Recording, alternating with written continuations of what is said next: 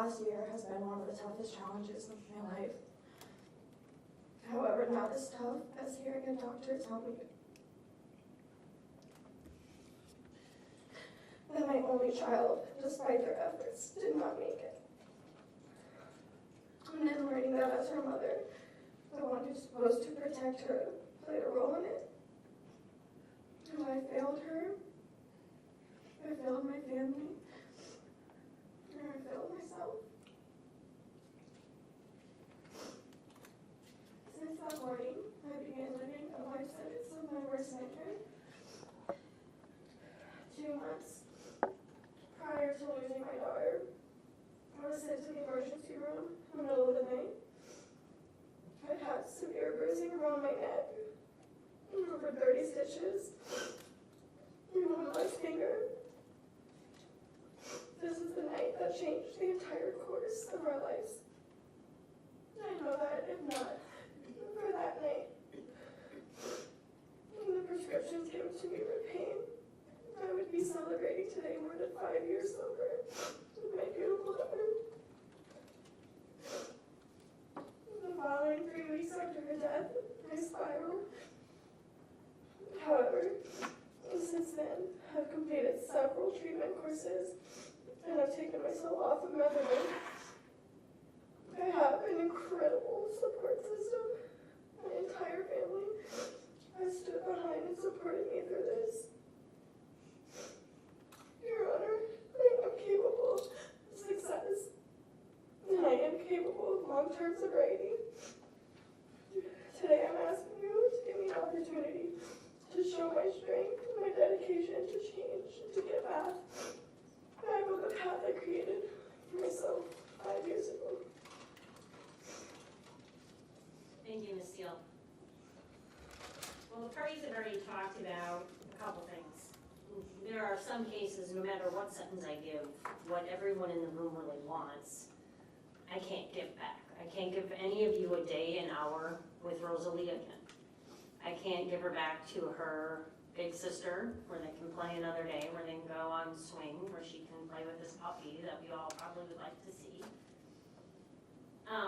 And that is because of choices made.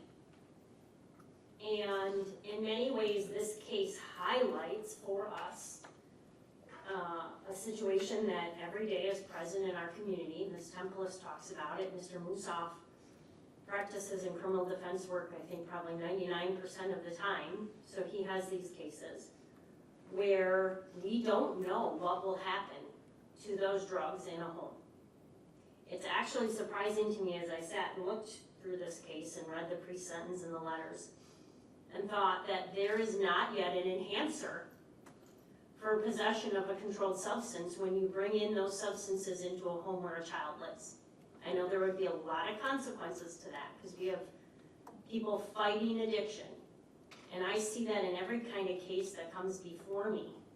I see it in family law cases and divorces. We see it in civil cases. We see it in our criminal cases, but it's not just always the possession of drugs where someone's fighting that addiction. But until something happens that is so significant, people are in the throes of their addiction. There has to be a balancing of when does the risk outweigh the reward? And when does it become so significant that people think twice before they engage in behaviors that are dangerous? Or when is there a sentence we can give someone that makes them change their behaviors so they make different choices? These are not your first convictions for controlled substances. In 2016, there's a possession of controlled substance. 2019, possession of cocaine. These are from out of state. There's also some thefts in there. There's a domestic battery. Some of these happened when you were down in Florida, and I know you came here to try to maybe get away from some of those circumstances. There's cases, and I thought it was, I had to look it up, the possession of controlled substance from 2016, you were on probation, and it was revoked.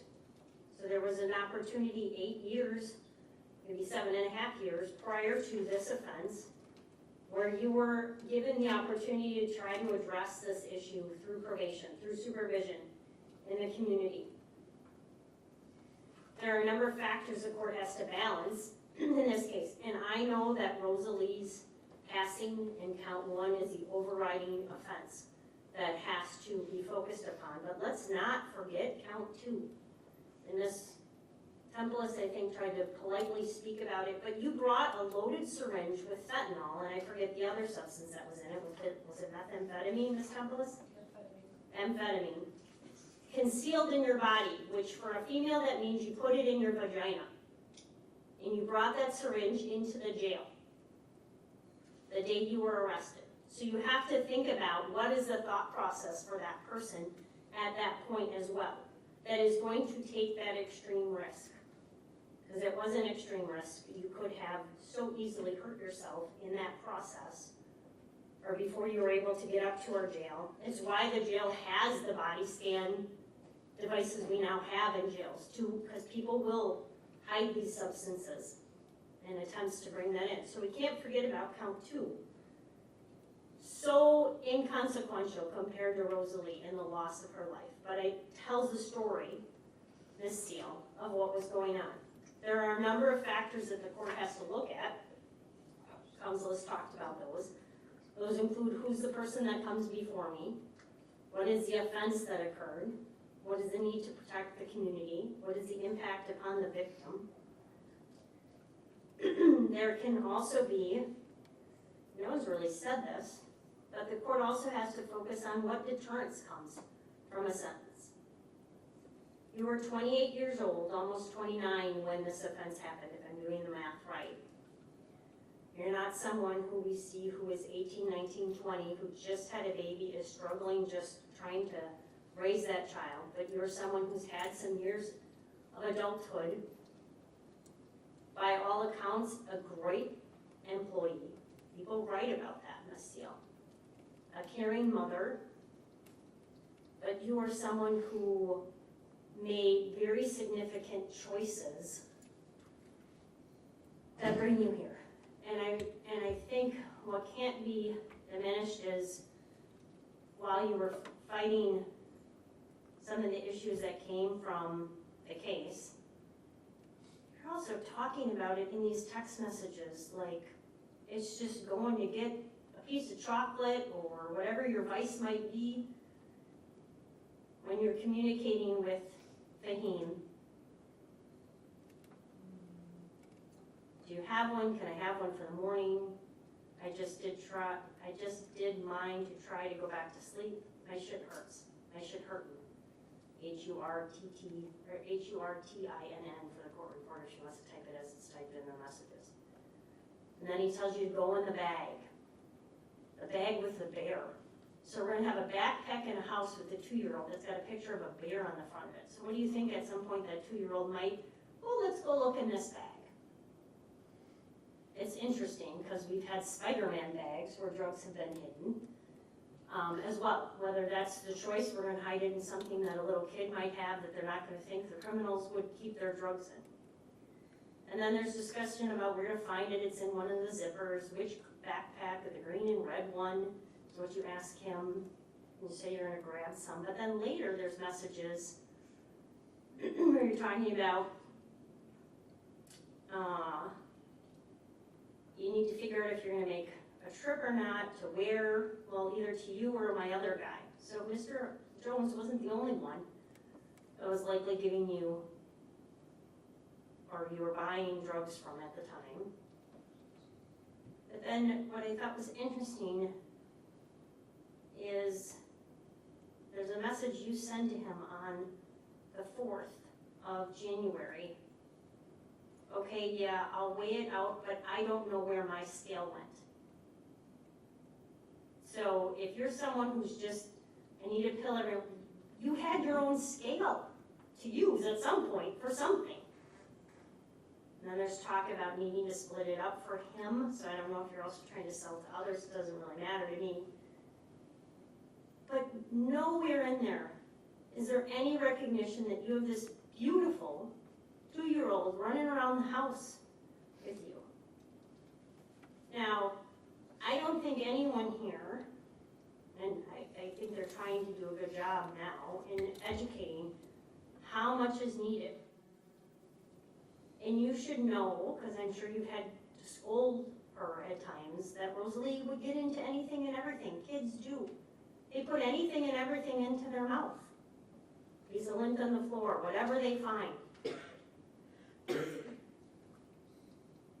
And when you're going in and out of a bag that when we know it was found, had 1,400 pills. It's not like you go in the bag and there's maybe 14 pills and you don't really see the pills. 140 pills. Well, most of us would probably notice that. But 1,400 pills. And the bag and the backpack stays in your house with Rosalie running around. And as Ms. Temple said, a grain of sand, or another way to think of it is what fits on the tip of a sharpened pencil. There's ads out there now, billboards. That's enough that is lethal for an adult. So you might have given Rosalie something that had just powder or some amount of fentanyl on it because you went and filled medicine and then you gave her that. No one here would argue, and no one believes that you intentionally went and got fentanyl and gave it to her. Nobody here would say that. But that is how risky it is for adults, for parents, to have these drugs in homes where children live. So I have to balance Ms. CLU, who is a good worker, family, supportive of you, with the choices you were making. Yes, this was an accident, and I read where the agent defined accident, which I thought was interesting. But other adjectives can be applied to this. Neglectful. It is a crime charged as a neglect. Reckless. I don't know how you couldn't say, maybe not under the legal definition, but that it wasn't reckless to know all these drugs were in that house. Pure fentanyl. It wasn't cut. It wasn't meth cut with something. You, in some ways, in this case, is what we would say is the social workers and our whole system that tries to protect children our worst nightmare. Because this is why when CPS or law enforcement goes into a home and they see drugs around and they see kids, guess what? That night the kids are pulled from the home. Because that's the response the community has to take, because that's how risky it is for children to be in homes where there are children. Or for drugs to be in the homes where there are children. The kids get pulled. Every night in the Fox Cities area, there are kids that are pulled from homes because law enforcement walks into a house, executes a search warrant, goes in for something not even related to drugs, and they find drugs around and CPS has to get called. So when we look at the offenses, because there are two, they are horrific. And tragic is another word that could be used.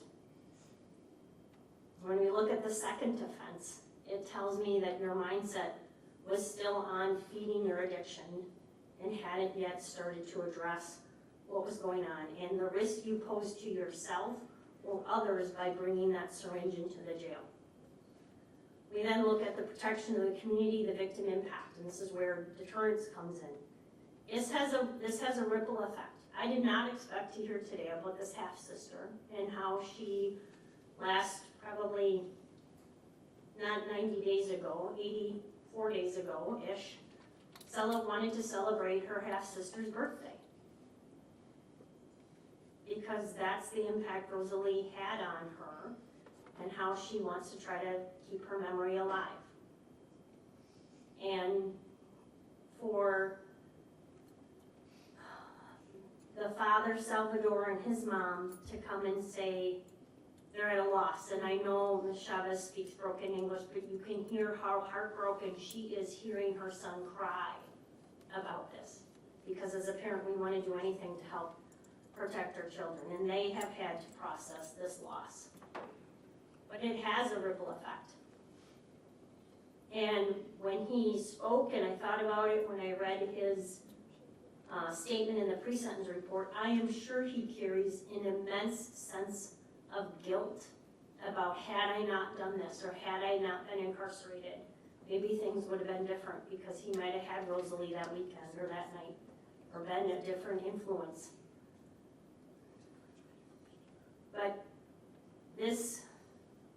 sentence is to address you, the person who comes before me, not the first time you've had controlled substance violations, not the second time you've been on probation in the past.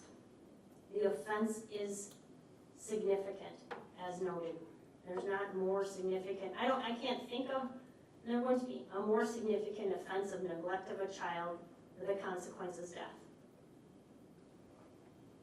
There are things people do maybe that are a freak accident, but you made a conscious choice knowing there were controlled substances in the home, using those, and having Rosalie in the home with you. So we look at the offense, and I don't know that there's a more significant offense that can be found. Mr. Pittman says we have to look at a sentence of mercy and justice. Well, the court's really not balanced. Mercy's not one of the galleon factors, and the court has to balance those factors. And what's another part of this, as I read, and I know, Ms. Seal, in some ways you will carry this weight more than others even in this room.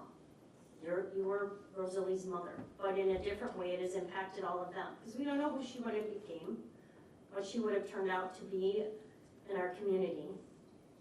And tragically, some of her birthday gifts were probably left still unused because it was not even a week after her birthday or thereabouts. So when the court has to balance all of those, probation is not appropriate. It does not address the significance of the offense. It does not address the risk that you knew or should have known you are creating. It does not address the need to protect the public or the community. So the court has to balance then what's appropriate.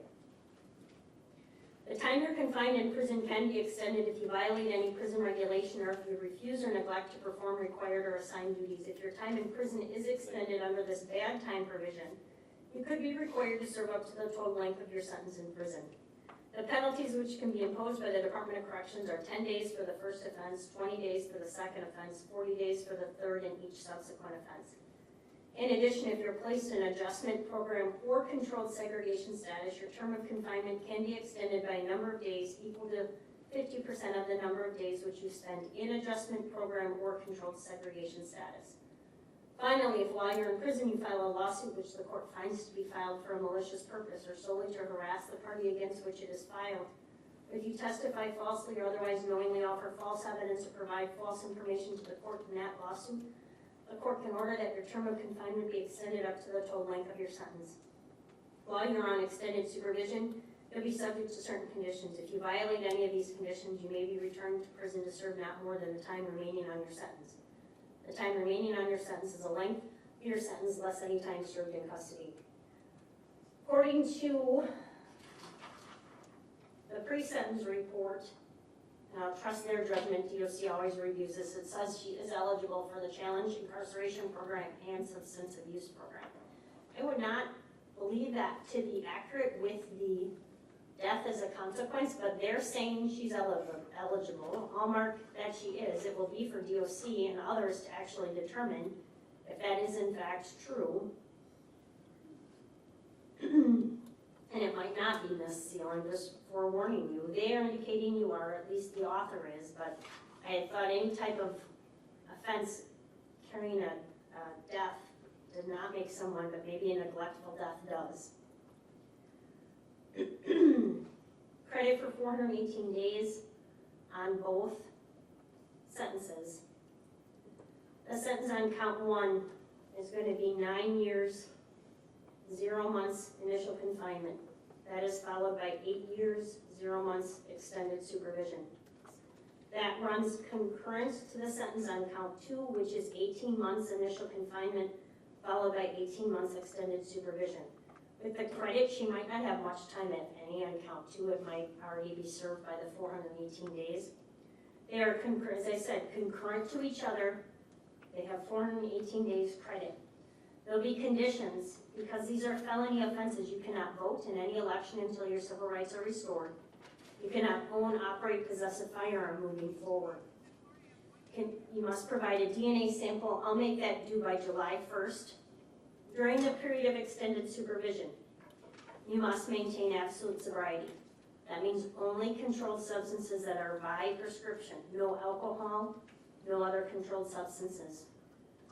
No association with any known drug dealers. The exception might be in the course of a treatment program. I'm going to order that on extended supervision, you be subject to any type of monitoring the agent believes is appropriate. So that might be a scram bracelet, any other kind of device that monitors someone's substance use or alcohol use even. Residence and employment will be per the agent. I don't know, Ms. Seal, when you're released, what our agreement will be with Florida, whether they'll let you transfer that term to Florida on extended supervision. The rules always change, so no one can predict what it will be when you're released. You'll have to go through any counseling or assessments, specifically mental health assessment and counseling. While in extended supervision, I either want you working in treatment or in an educational program. I think any one of those three, Ms. Seal, help move you forward in a positive way. Ms. Templish, you want 30 days for any submission of restitution? Mr. Musoff, I'll order that they provide that. Let's just make sure 30 days from today doesn't fall on a weekend. It does not. Let's say by April 25th, Ms. Templish. If there's any objection, Mr. Musoff, I know you have a little bit of a challenge getting a hold of her, so I'll say by June 6th. If there's any objection, so that's about 6 weeks after the state may file, and then we'll address if there's a submission or request and any objection. Your Honor, what was the sentence on count one? 9 years initial confinement, 8 years extended supervision. Did the court order AODA as a condition, or just counseling and assessments per agent, including mental health? Well, it would imply alcohol and drug assessment I want completed. Court costs, $518 on each offense. Those will be due during the period of extended supervision. The court had to balance those factors. Note that you had the opportunity for change and to address some of the controlled substance issues in the past without any change. Today is the day, Ms. Steele, I know now you have this decision. You can try to move forward in whatever way you can. Everyone can try to move forward. It's not what I wish I could get back to every single one of you, including you, Ms. Steele, which is your daughter, and to have another day, another hour with her.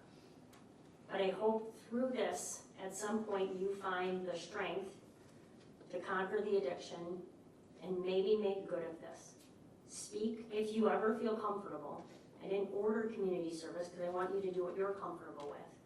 But each one of you to speak about what happened, to use this as a platform. Ms. Seal, you would be someone to talk to others or talk to young adults who are just starting in the addiction issue and say, this is what can happen if it gets out of control. I'm not ordering you to do that because not everybody's comfortable with that. All right, Ms. Templis, anything else? No, thank you. Mr. Musoff? No. All right, we'll go through appellate rights with her, Attorney Musoff. Yes. All right, thank you, everyone, then we are adjourned. We love you, Brookie. I love you, David. I love you. Always stay strong. Thank you. God doesn't make mistakes. Just remember that. Take care. I love you. You're doing fine. Okay? We're all gonna be here. Wait. Yes, we do. Yes, we will. We won't leave you. You are the only participant in the conference.